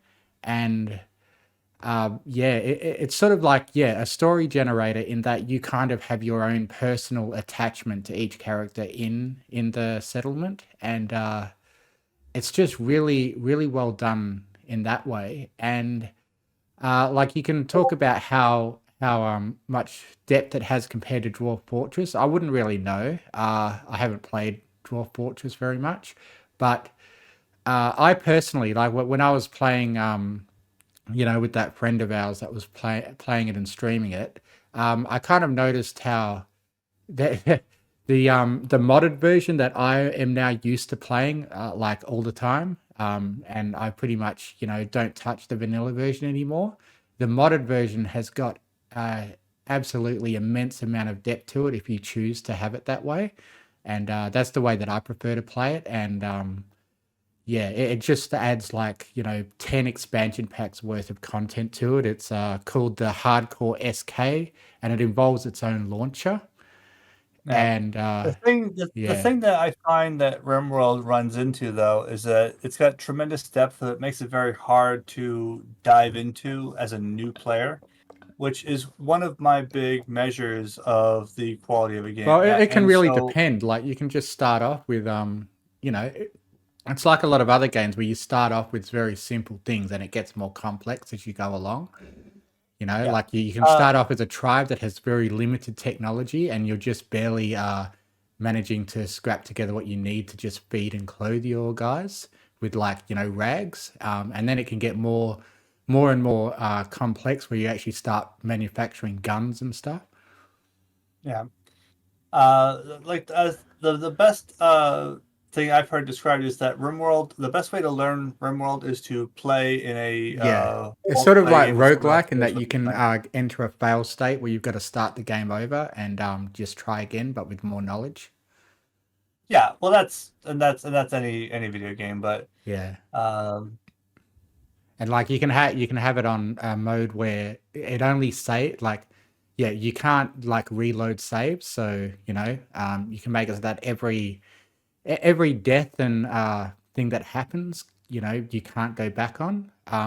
I play sort of in that way. Like I play with being able to recover saves, but I try not to do it too much. Like I try to sort of just accept when a bad thing happens and overcome it. And yeah, yeah, you can go halfway. You can just not reload too often, or you can turn reloading off to make it hardcore and yeah, make it so that if your colony gets wiped out, you've just got to start a new game and stuff like that. yeah. It's one of those games where you really have to embrace the unhinged nature of it, because if you get too caught up in like how the personalities of all the different characters are, like, oh, I don't like this, or I'm depressed and all that, it can it's a sort of game that could beat you down if you let it, but you have to just accept the absurdity of it and roll with it like it's a comedy. Hmm. Yeah, it's one of my favorite games. Like, what actually happened is, I, yeah, I, yeah, pirated the game because I wasn't sure, how much I'd like it. And I put like 200 hours into it. And I decided, you know what, I like this game enough that I'm going to buy it anyway. So yeah, I bought it.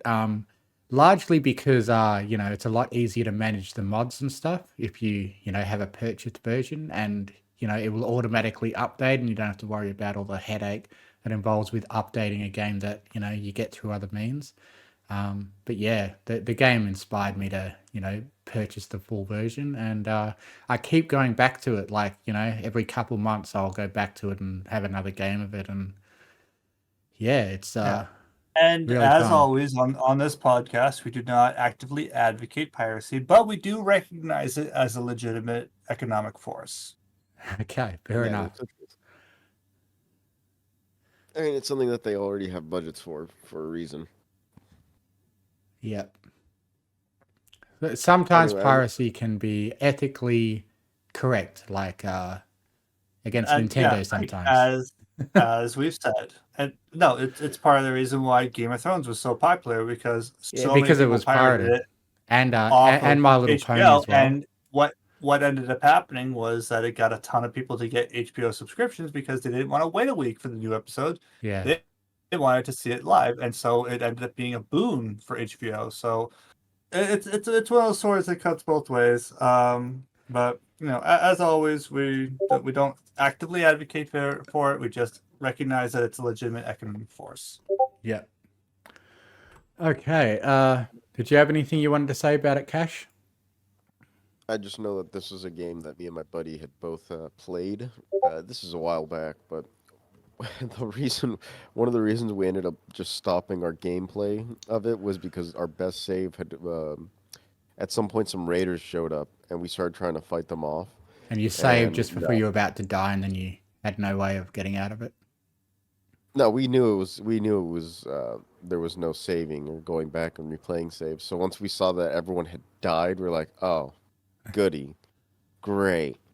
And they burned down our little, uh, I don't even know what to call it, our little complex. So I was like, we were just like, bruh, now we got to start over, and it just didn't happen. Yeah.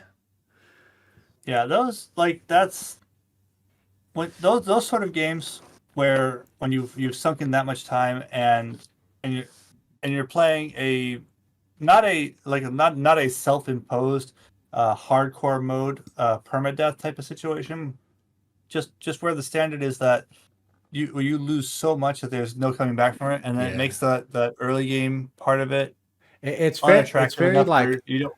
it's very unbalanced in the fact that something can just suddenly come along and just wipe out your whole colony. Um, that's the reason why I do have a bit of saving, because there have been so many times when I've just been so highly invested, and then some disaster happens where a meteor strikes my colony and it's completely decimated. I'm like, okay, I'm going to load in this case, you know? Yeah. Now, a younger version of myself would have definitely been okay with, sinking a bunch of hours into a game, have it go completely tits up, and then having to play it over again. Hmm. But unfortunately, me being the unfortunately The working Adult. gainfully man. employed adult, Yeah. cursed with gainful employment. My time is very valuable, and so like if I sink 30 hours into a game session like that, and then that happens to the point where it's unsalvageable, it makes it really hard to go back and try to redo those first hours of getting everything set up again, knowing that risk exists. I mean, I understand that is good for some people. That it's that Dark Souls mentality where some people just can't get an erection unless the game is beating them over the head with a meat grind tenderizer. Hmm. But it's not for me. I wonder why you'd have to beat the meat. Ah. I was gonna Beat the say why. meat. I was trying to say why. I wonder why you'd already have to beat someone's head if it's already so soft from playing Dark Souls. Like Jesus Christ. Well, that's a different conversation. I'm just that mentality of like get good, where like you've got to spend like 100 hours before you can really enjoy a game. I'm like, I'm sorry, like I don't have that much time to waste. If you Yeah. enjoy That's why that, I didn't that's get great. into it. Yeah, and if you enjoy that and that's your bag, that's great, man. I'm never gonna fault anyone. I'm not gonna kink shame anybody for what they like when it Uh, comes to gaming. that reminds me But of this like on this other Discord that I'm a frequent member in. You guys should check it out because they're the ones that inspired me to start this podcast.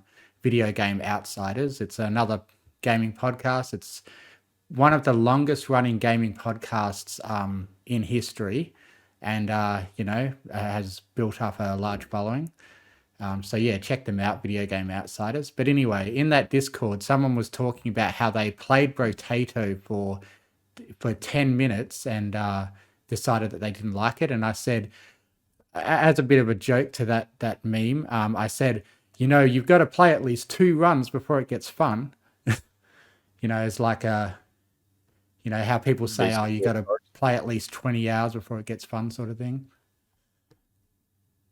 Yeah, I'm sorry, but I'm like, this is one of the few weekends where I've actually been playing video games. It's like, Yeah. I don't know. I don't know if I want to sink my time like that. Because I definitely know what you mean, Shakes. It's like, at this point, I used to be really fine with just restarting, but it's, especially now that I work more, it's like, you know what? Like, maybe I don't want to sink in 8 hours just to have it go tits up. That would suck. Yeah. Well, it looks like Shakes is getting a drink. I was going to get him to I got talk my about. drink. Okay. Well, did you? I got this game, Rusty's Retirement, from your play history, Shakes. Yep. So, I had a look at a short review of it, and I realized that it's apparently a game that takes up part of your screen as like an idle thing to do while you're doing other things. Yes. Yeah. Rusty's Retirement. My best way to describe it, it's a cross between Stardew Valley and Cookie Clicker. Stardew Valley, if only in just its pixel art aesthetic and its farming aspect. But other than that, it's mostly like Cookie Clicker in the fact that it's an idle game. I'm actually playing it right now, but when I say playing it, I'm using that in a massively lowercase p because it's just kind of running at the bottom of my screen while we're doing our podcast, and Yeah. that's kind of like the whole. Yeah, this is the thing. same It's like- video. I don't know if I actually put that video on the chat, but yeah, this is the same video I watched where this lady was talking about how she has this running while she's working on a novel, and it's kind of a thing for her to sort of dip into while she's writing, and Yeah, that so might be just, something you could do, Shakes. It probably is Yes, something well, you do. That's what I was doing today. I had this running on my monitor along with Pandora, playing my instrumental music while I was writing today. And so I just kind of like peek over there. I see like, oh, are the fields empty? All right, let me just drag and drop some new crops in there. And then I do that, and I've spent 5 seconds playing the game, and then I go back to ignoring it for 2 hours. Yeah. I've played a couple of these sort of games where you just like log in every 8 hours or so and just update your make some decisions and update the way it's going, and then you just leave it alone again. And like that was what I was doing with a lot of mobile phone games like the Forge of Empires, and I was playing the My Little Pony phone game for a while, but I just found that I got too bored with the mini games. The mini games that I had to keep Which doing. one? The Game Ponyville one with the Game Loft one. That's pretty popular, but there's a lot of microtransactions and exploitative stuff in it, and plus I just got so bored with the mini games that you had to do over and over. Yeah, the 3 mini games of like head bouncing and bouncing a ball off a pony's head, and oh god, I don't even remember what the other ones were. It's been so long since I played it, but like I played a hacked version of that where you could give yourself like 900,000 gems to speed everything up. Nice. Oh, that reminds me. That can actually ruin the game. Like I actually found out how that can ruin the game because I used to play a mobile game called it was the Futurama one. It was an official Futurama mobile phone Gameloft game. I think it was Gameloft as well. And it was where you're just sort of building a Futurama town. And what I found was that I actually came across a glitch where I think I was able to get like keep repeating this daily thing where, you know, you get gems. And for some Yeah. reason, it wasn't stopping me from doing it over and over by, like, I think exiting the game and going back in and it was available again. And I used that to Yeah. just keep spamming and cheating and getting more gems. And then the game became boring. So that is for some games, that is my measure of a game's goodness to me. For example, I remember when oh Christ, what the hell was the name of it? That game that Peter Molyneux did back in the day. No Man's Sky. All right. Yeah. When Oh, No Man's Sky first came out, now I'm gonna qualify this statement. I'm talking about when it first came out. It is a significantly better game since its launch. But when it first came out, I'm like, okay, what's good about this game? I myself got a pirated version of it, and then I got in there and messed with the game values, so that way I had all the money and resources I needed. So that way I didn't spend all this time grinding for resources. Hmm. And then you come to find out, like, the core gameplay loop is like grinding for resources to hop from system to system to get to the center of the galaxy. Yeah. You And kind of so, ruin like, the you game have, for yourself if you, yeah, well, cheat like that. it's not.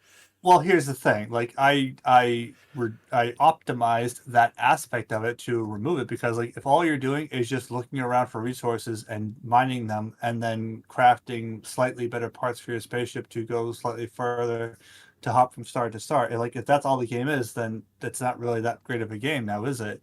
So, but what I found is that if you eliminate looking for the resources and crafting things and having money to spend on whatever, then ultimately what it becomes is is another game called oh Christ, it's like the Tower of Babel. I'm trying to remember what the name of it's called. I have the demo of it. Um,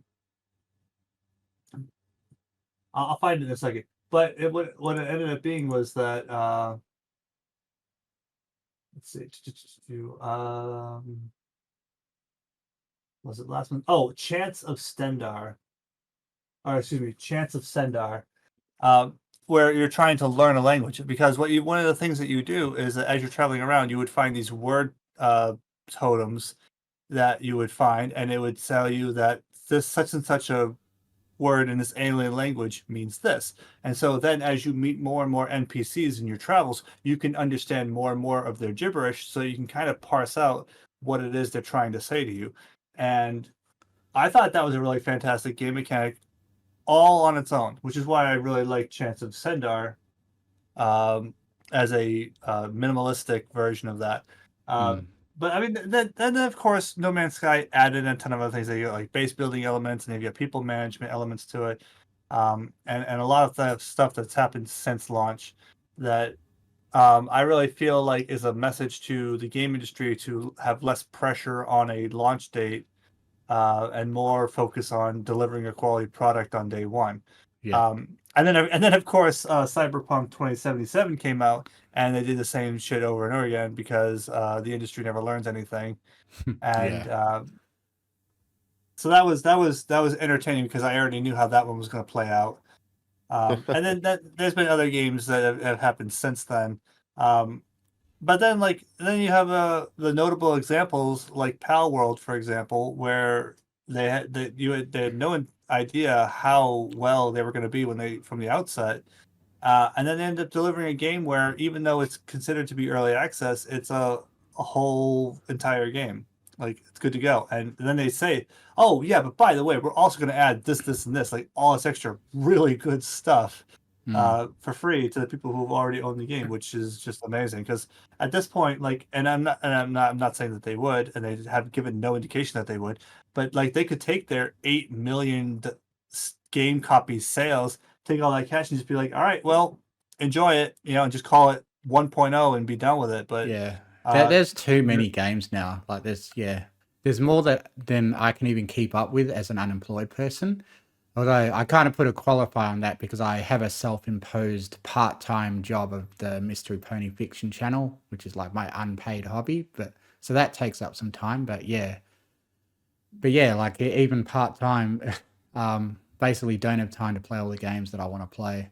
There's too many of them now. So I suppose what my roundabout conversation was coming back to is that one of the things I like about idle games is that when you can play it for a few minutes and then put it down, and it really appeals to the modern adult gamer, where Mm, you have someone who's sitting in a meeting in some boardroom and they want to know that they've got something on their phone crafting in the background, yeah, where like even if they're not actually doing anything, if their phone is turned off in their pocket, they know that they've got something crafting, or they know that they've got something that's got some numbers that are increasing, and that appeals to the modern adult gamer mindset yeah, to think that they're not just wasting time by being in a meeting or yeah. by being at their job. There's a game I've been play or I was playing called Melville Idle. That's really good for that, of a game that will progress while you're away. And it's basically RuneScape except without any of the actual physical movement or anything. It's just a bunch of menus and progress bars. Uh, but it involves leveling up, your cooking and combat skills, just like in Yeah, RuneScape, except there's no and no interaction other than just clicking on menus. and I speak as a former hardcore gamer that used to make fun of people who played games on their phone, and Yeah. yeah, and Yeah, you're well, and that's starting to just it though. understand now. Yeah, and so it's the sort of situation where like if you make somebody who's going bald and then you lose your hair yourself, like you're gonna end up in those shoes yourself eventually. Yeah. There's and because you have to remember, like at one point, Farmville on Facebook was like the most popular game of all of the time. Mm. Uh, because Farmville on Even Facebook my was a mum game and that grandmother played it. I yeah, and played that, it. and that was Yeah. just it. Like they understood how to reach the broadest audience, Yeah. and that was one of those games where like you could spend real world money to get in game, bonuses or whatever, Yeah. Not to and it made mention all people the pay. notification I got on Facebook of people, trying to Yeah, invite me to the Farmville. the social aspect of like, hey, you could get this thing to craft faster if you invite some friends, and Yeah. the fact that And I and got that was its own spammed by it. advertising. Mm. Um, and look, there it's just like anything else. There are good ways of doing it, and there's bad ways of doing it. And I think that Rusty's retirement, to get back to our original point here, is a really good idle game. And the fact that it encourages you to do other things while the game is running on the same screen by having it just exist at the bottom of your screen, and you can make it quite small. As a Yeah. matter of fact, you don't even have to have it on top of your on the top of everything else. You can have it running completely in the background. Yeah. Um, All right. We'll move on now quickly to Golftopia. Did you want to bring that up, Cash? That Uh, is interesting. Yeah, this is a really fun game that I bought and played a while ago. It's been a while since I played it, and it's had a couple of pretty cool updates since. And what it is it's a golf course simulator. Well, you're basically running a golf course resort. It's a futuristic one, so there's futuristic elements to it, like these pipes that that your golfers can travel through. And basically, you design golf courses, and you actually can go into a lot of detail and actually determine the landscape and the slopes and everything that are on greens or the fairway and stuff like that. And then as part of some of the futuristic elements, you can include these things like this fan that's blowing that will make it more challenging for your golfers to complete the course, as well as all these other things like these arrows that will like launch a ball a certain way. And it's pretty fun. You like create these courses and you can make them really elaborate. Um, but you're not actually the one playing it. It's your golfers that are going around and trying to complete the courses. And you've got to try to find a balance between making the courses like too impossibly hard that it just frustrates your golf goers, but not too easy that they just get bored. Um, and when the game originally came out, you could make a course with up to 18 holes. But they recently released an update where the game can now get 10 times bigger, so you can have like 50 something courses on your map. But it requires more PC resources to render a map that big and stuff. Um, And yeah, it's just really interesting because there's also all the resort management elements of like having food stands that they can go to, and keeping them happy and making them want to come back. And you can come out, you can be as creative as you want with like how you design your courses, and all the like there's that one over there that looks like it's a pinball machine. And yeah, I found it really fun, and I highly recommend it, especially at a pretty modest price of like $30. And yeah, I got a lot of hours out of it, and I keep wanting to go back to it. But yeah, it's kind of a decision between that and many other games that I keep wanting to go back to. Uh, what are your guys' impressions of it? It actually looks pretty fun. Yeah, If I'm being really honest, it looks like one of those games that's it has a lot of customizability, and I like the fact that you're dealing with kind of like the economics of it as well. You have to make it a little bit challenging, but you can't make it too difficult. yeah, What are your and there's thoughts, there's a Shake? lot of creativity of your own creativity that you can put into it. What do you think, Shakes? Does it look like something you'd be interested in? I know this definitely strikes me as a game that I think that I would enjoy if I played it, but given the current landscape of video games on my radar, it's not something that I would go out of my way to play. Yeah, fair enough. I understand that one. But yeah, I highly recommend it. I had a lot of fun with that. Um, Now, that openttd game, Cash, did you want to talk a bit more about that? Because you tried to bring it up earlier. But yeah, I had it as something a bit later on the list. Did you want to tell us more about that? Oh, well, I mean, it's basically, you described it best. It's basically a transport tycoon simulator. I mean, I've had it running in the background a little bit just for So, funsies, but sort of like and a bit of an idle game that you're playing while you're pretty doing other stuff. much. Yeah. Once you have it uh, positive, there really isn't too much you have to do. It kind of just runs itself. Yeah, this reminds So, me so much of Transport Tycoon Deluxe. Like this was way back when I was like so young that I had to like ask my parents for games and stuff. And I remember Oh, playing I'm this. definitely getting some SimCity 2 vibes. Yeah, and I remember how I was playing this demo of Transport Tycoon Deluxe, and I think I only ever played the demo, and it only allowed me to interact with trains, and you'd have to buy the full version to be able to interact with the buses and other services. And I just remember having a lot of fun with it and have a lot of fond memories.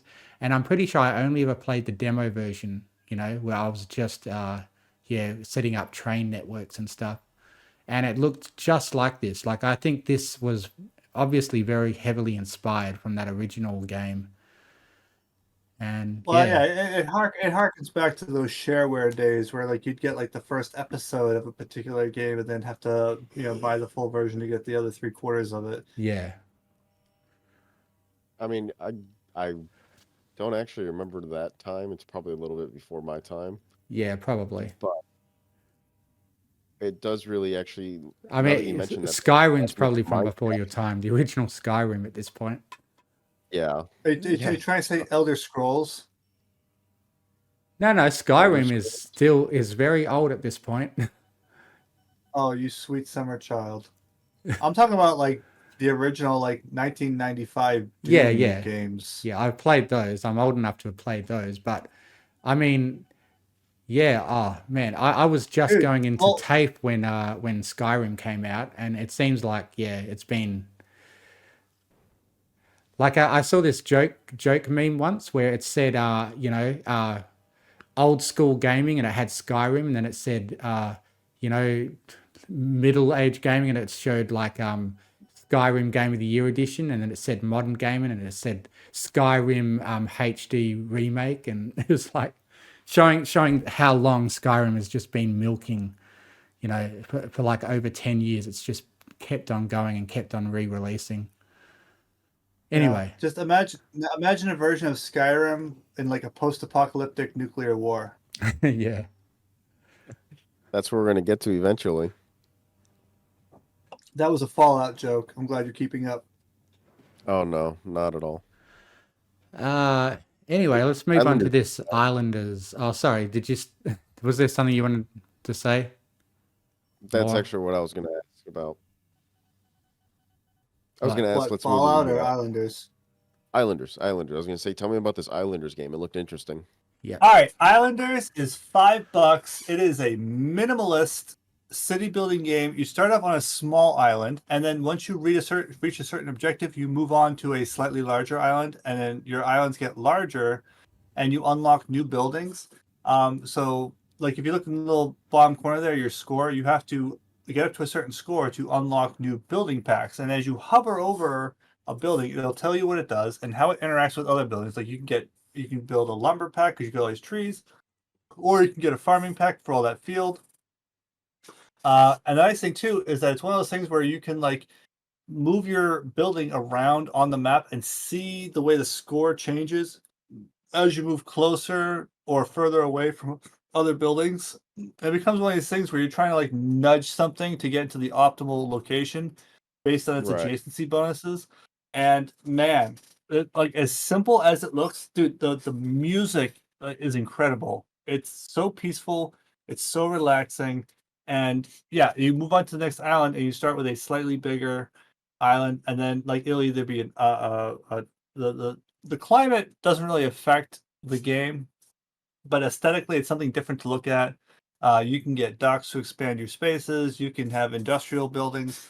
You can build churches and circuses and big old marketplaces. You have mansions and then like houses, and then what'll end up happening is you have adjacency bonuses that'll you'll end up start creating your own version of like apartheid where you have all the mansions together because they don't want to be next to the houses, and you want all the houses together because you want them to be next to the circus, but the mansions don't want to be next to the circus, and you can put the tavern next to the houses, but you'll have the church next to the mansions, and the way that your city will grow will become again very organic. And then it's one of those games where as you play it more and you have game experience, you'll know ahead of time like, oh, hey, there's a gold vein. I need to leave space so I can put a gold mine and a jeweler right there, and also build all of my mansions right around there because the mansions get a humongous bonus by being next to the jeweler.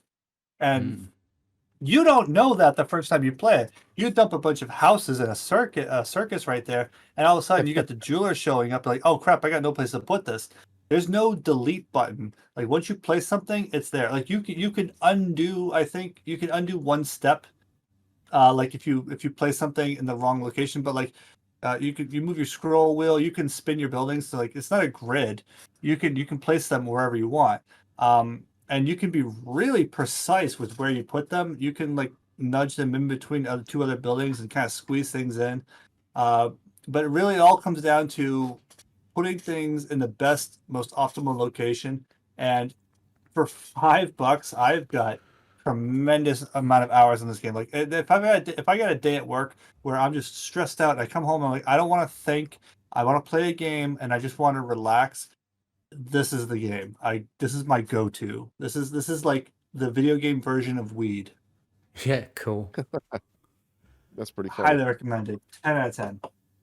Especially if at you're the getting price all point that for time $5. for For yeah, $5 seriously. bucks. Because you got to think about You- like the hourly version of that. Like if you get that much entertainment, hours of entertainment for $5, you If just you're keep scrolling rolling down, and scroll rolling. down to that Serene City Builder bundle, because like I'm just looking at, I'm seeing those things, and I can look at all those. I'm like, yes, Dwarf Romantic is another fantastic one, where you're placing tiles, and again, it's very similar in spirit to Islanders, where you're trying to put like together, but you get like these little objectives to build a town of a very specific size, or build a field of at least this size, build a forest that's no bigger than this, and you can connect these rivers and railroads. Again, a beautiful artsy game with a good style to it, a good soundtrack, and it's a nice little puzzler. Yeah, you have your objectives listed at the top there. So, and you can see what's coming next. This is right up there with Islanders, in my opinion. It's just a nice, relaxing game. And again, there's no real fail state other than like you'll eventually run out of points to unlock more tiles. because as you complete an objective, you'll get points that goes toward your ability to draw more tiles. But at a certain point, you run out. You sit back, you look at what you built, you say, "Hey, that's beautiful," and then you play a new game or don't. Cool. Okay, so there is basically an end set point for it. It's one of those games that, once you get to a certain point, it's like, all right, that's the end of the game. Yeah, like as you can see, the number is ticking down for your tile stack there, but then it increases when you complete certain objectives, and the objectives become more challenging. It's very much an arcade style game where eventually it's going to get to a point where it's just going to become impossible to complete it. Which is important because at a certain point you're not even going to be able to keep track of everything you have on the field.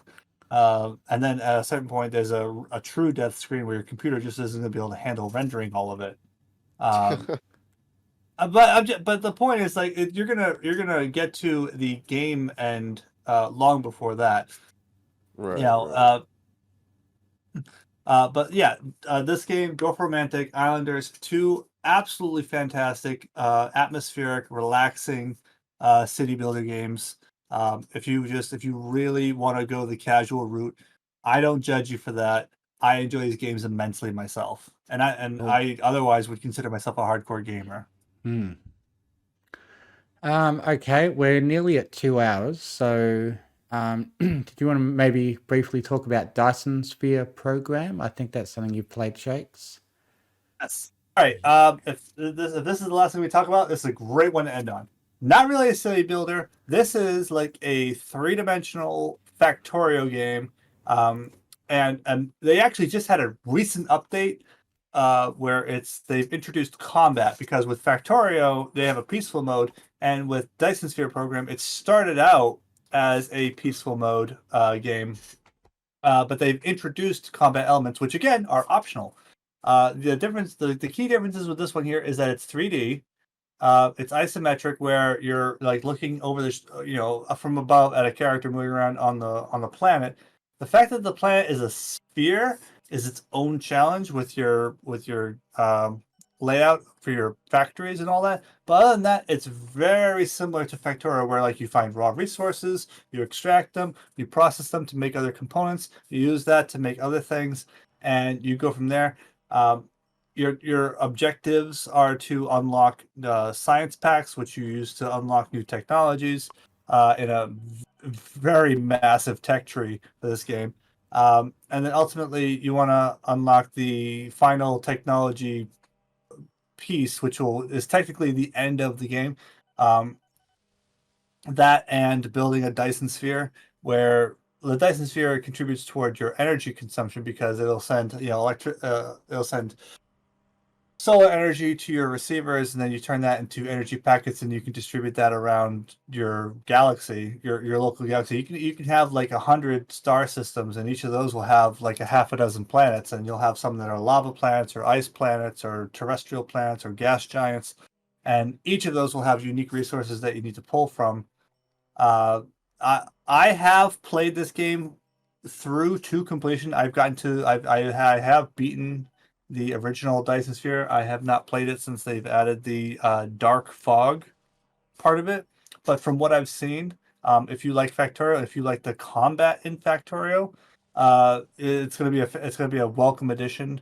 It's got a really fantastic, easily customized difficulty slider, so you can, if you get your butt handed to you in the first couple of hours, you can make your adjustments for your next playthrough to be like, okay, that was obviously too intense. Let's change the number of units or how strong they are, or how fast they advance and whatnot.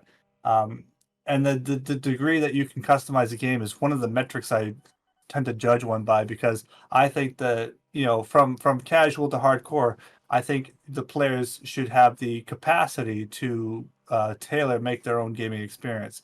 You can make it a hardcore, permadeath sort of challenge for yourself if you need to, be a part of that crowd. But like, I think that you should still also have the option to, play it as casually as you choose to. Uh, you know, and I think that games integrating that without the use of mods is a good step in the right direction. We're seeing a lot more of that. But Dyson Sphere program is, like I said, if you like Factorio, you're gonna love Dyson Sphere, because Dyson Sphere takes a lot of what Factorio does, and it adds literally a third dimension to it, where you can like have belts going over other belts without having to deal with tunnels, and you can have that happening as much as you want. The way that the belts interact, the way that you can have splitter boxes, and the way that you can direct weights of flow, where you have one stuff going a certain direction, or you'll have it so that it goes this way unless that belt fills up and it goes a different direction. Um, just to name a few. Otherwise, like, yeah, I highly recommend it. I've got a ton of hours in it. Yeah, cool. Yeah, I know you like a lot of these sort of factory games. Like, you keep recommending Satisfactory to us all, and yeah, a lot of stuff like that. Yeah, and so this is the honestly, Factorio came first as the logistics game. That's what I call the genre. It's the logistics genre of Yeah, of making crafting stuff, automating it, and then getting it around to where it needs to go. Factorio obviously did that first. And then with Dyson Sphere, it's the isometric version where you've got the third dimension. You can have stuff built over top of other things. And then with Satisfactory, it's the first-person shooter yeah. version of the genre. What these games remind me of that I was thinking of covering this episode, but we're probably out of time. But there's a game called Pharaoh, and there's games that are similar to it, like Caesar, and it's sort of like this sort of thing, except it's an ancient version of like a logistics game, where like in Pharaoh, because they've recently released like a HD remake of Pharaoh. And yeah, it's the similar sort of thing where it's a city builder, but it's also a logistics thing, except the logistics aren't about, factory parts. It's about, like clay pots and things that you get from that sort of era. But yeah, I just thought I'd briefly mention that. Okay. But this is why Cash should probably get the Brave browser so that we don't have to keep getting interrupted by ads. But that's not it anyway. That's not the game. There's no such thing as a free lunch. It's Yeah. Total War Pharaoh. What the heck? Yeah. Stupid ad block was on. Anyway, I think we'll probably finish it there. I'll just say a couple of outro things. So just reminding you guys that there's now a Mystery Gaming Bros YouTube channel where I'll be putting this podcast. It'll be ad-free since I can't monetize the second channel yet. And I've been putting a lot of gameplay with commentary of games I've been playing, like God of Weapons, Tiny Rogues, and Magic the Gathering Murders at Karlov Manor at the moment. So you can check those out and get a more extensive explanation of some of the games I've been playing. I've also got the video version of Mystery Gaming Bros now on Spotify and a lot of other podcast apps. If you want to just be able to watch it off YouTube on a podcast app, you can do that. And I've got the audio only version also going onto my Mystery Pony Fiction podcast. So in the description, I'll provide links to all of those. Now, I was actually thinking that if you guys wanted to record commentary and record games that you're playing, we could probably have it as like a shared channel where all three of us might put gameplay on it. We could have a shared password, and it could be co-owned by all three of us, this Mystery Game Bros channel, and maybe you guys could contribute gameplay if you want. Does that sound like something that you would be interested in doing? Fuck monetization. But yeah, I just thought that'd be a good idea. I've been putting up my my gameplay on there, and maybe we could get Shake starting his own series about games that he enjoys. Did you want to bring up the channel Cash Mystery Gaming Bros? Like maybe if you search it, there's like 2 results that should come up.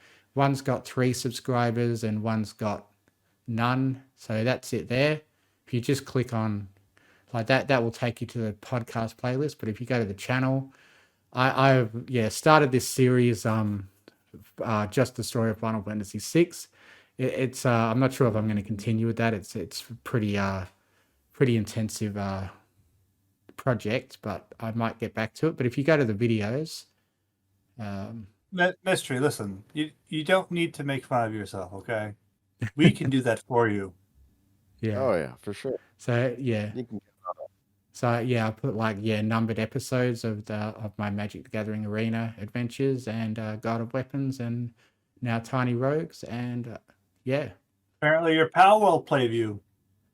Yeah, that was Where's just that? the little video I made just as a background footage, and I'll probably make more of those as so that we're not ripping off other people's content so much. But obviously I can't. Obviously I can't make gameplay footage of every game that we talk about, but I'll try.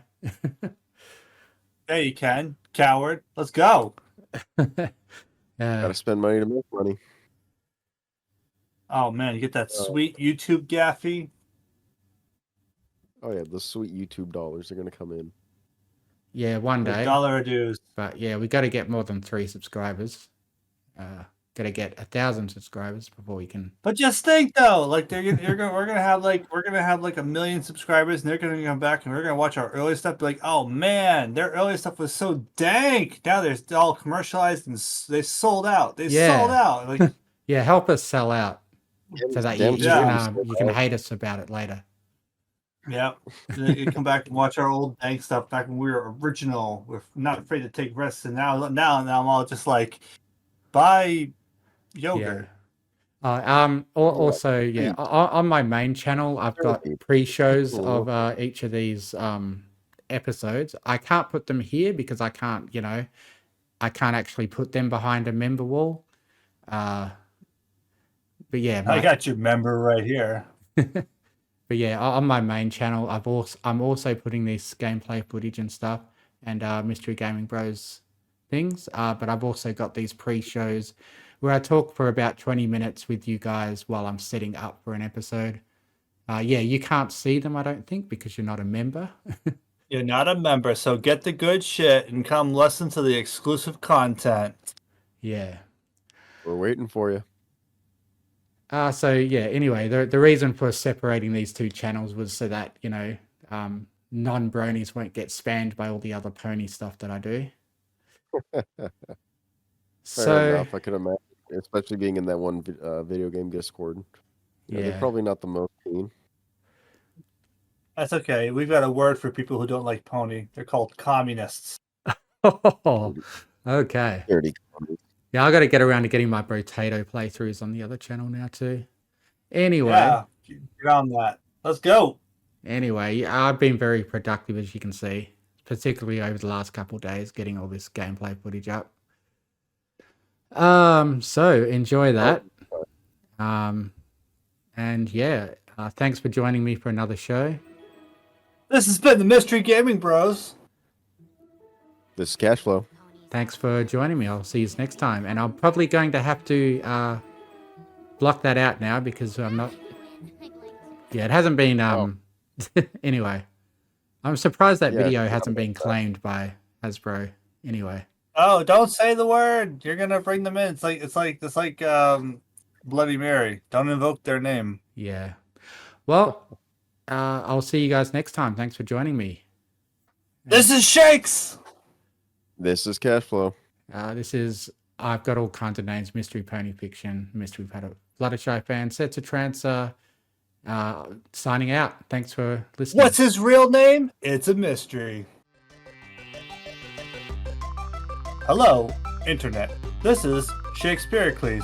Quote mode, the world's strongest writer. End quote mode. And telling you to listen to the Mystery Gaming Bros podcast. It's the greatest.